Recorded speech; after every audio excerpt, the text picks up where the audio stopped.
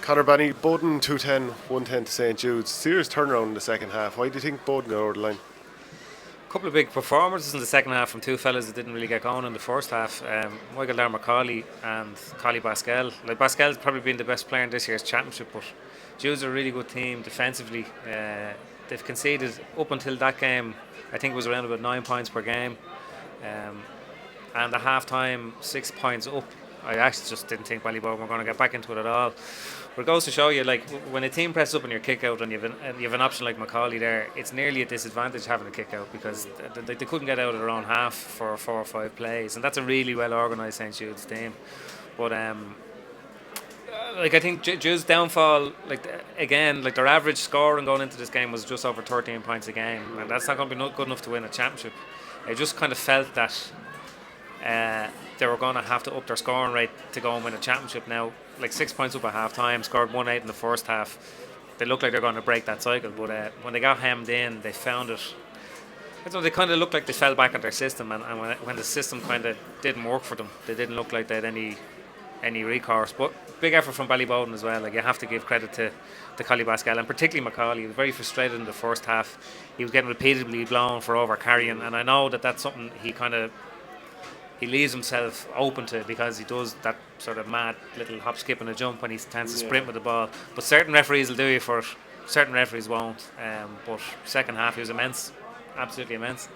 And would it be fair to say that Jude's tackling for most of that game was absolutely brilliant, and then towards the end, not necessarily tackling now, but they started getting blown for over carrying. They maybe lost the head of small bit. Yeah, probably. They're incredibly consistent team, Jude's, over the past couple of years. Last year they beat Vincent's and Ballyboden to get to the county final, and it was only really Paul Mannion in the final who produced one of the great county final performances that stopped them winning this county title. And they're not a team necessarily weighed down with sort of county standard players, although they have a lot of players from different counties.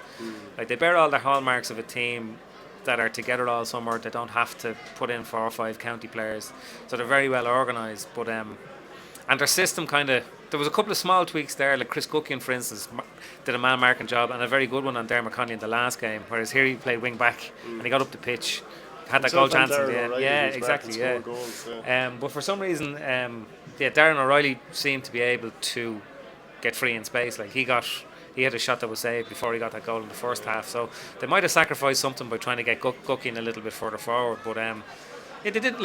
I think Jude's only had 3 shots in the second half, so that's their problem. Couldn't get the ball near Kevin McMahon. He got a point at the very start of the game. I'm not sure he did a massive pile after that, as in Bowden managed him well. Yeah, and even the last game against who did they beat in the last round? Against Vincent's. Sorry, Kevin I don't think he had a bad first half, but I think he had 3 wides and dropped 1 short to the keeper. And then the second half he got on it, but I suppose the big strength of Kevin McManaman is when the opposition are pressed up, like Ballyboden were there. If you can get in behind, if you can actually break the cover, he'll kill you.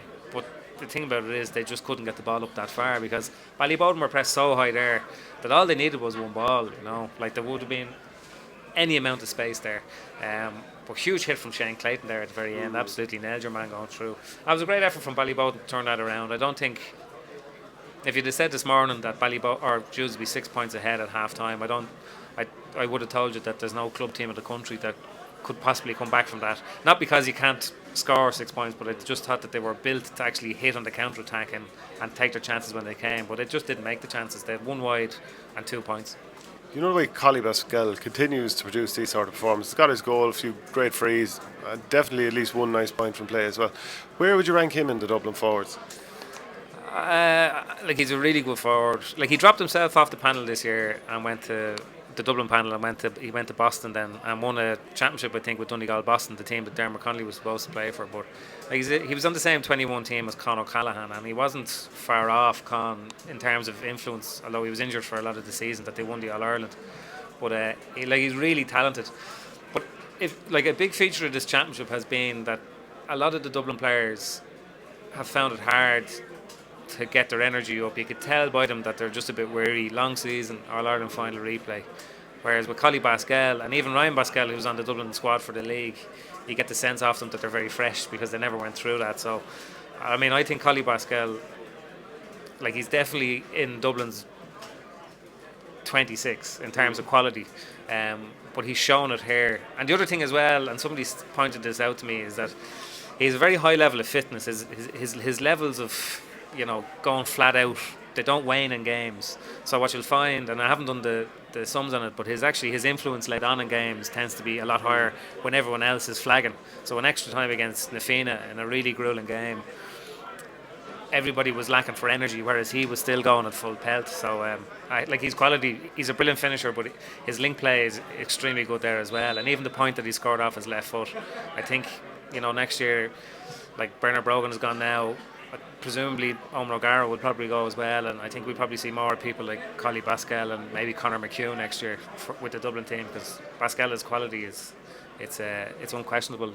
And a word on Bernard Brogan, seeing as you would have covered, I presume, the vast majority of Dublin games during his era there. How good do you think he was overall in the context of everyone else that he played with?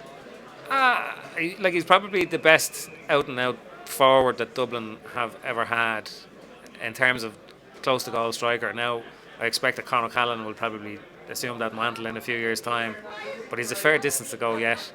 I was looking at, somebody put up a clip on YouTube of some of Bernard's best scorers, and what's sort of remarkable and what's also illustrative of why he was so good is that an awful lot of the points that he got, he actually ended up on his arse, because his great trick was to win the ball but be able to snap a shot off on the turn, and then you lose your balance. But he could kick them over 40, 50 yards, and he was very strong, he was very pacey.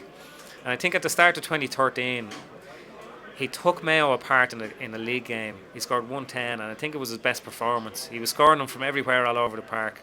Dublin were looking for him the whole time. But if you remember then, he played 6 or 7 games in a row. Pat Gilroy was the Leinster interprovincial manager, and I think Bernard wanted loads of games, and his form was through the roof, and he was playing the best form of his career. But I think his groin flared up around then. He started getting that groin problem that a lot of the Dublin players did, and it stunted him that year. And he needed that 2-3 in the All-Ireland final that year to get his All-Star, and I think had he not picked up that injury, I think he probably would have gone on to be possibly the best inside forward of all time. Like, as it is, you can make comparisons with sort of Peter Canavan and Colin Cooper. Like, they're valid. I can't prove definitively that he is or isn't a better player than those fellas, but he's definitely in that category. And for an out-and-out striker playing so close to goal, especially the way he developed his game sort of post 2010, when all his life prior to that he would have been the fella who just gets the ball and sticks it over the bar, I think was a huge kind of testament to his character. And as well as that, he always got the sense that he really loved playing with Dublin, and he played with Dublin, you could absolutely say, until he wasn't able to anymore, because here's a fella who wasn't a Dublin regular at the age of 24 and went on to have one of the most successful inter-county careers of any Dublin player ever. Final word then, any indication of whether Jim Gavin's going to stay on or not? I'm sort of assuming that he is now at this stage. Like, there are no indications. Whatever's going on is all going on behind the scenes, but I think it's one of those things, if he was going to go, I think he probably would have gone before now. So he's not the sort of man for making many public pronouncements anyway. So I think we'll all just have to show up at the first league game and see whether he's there. Cheers, Conor. All right, Shane.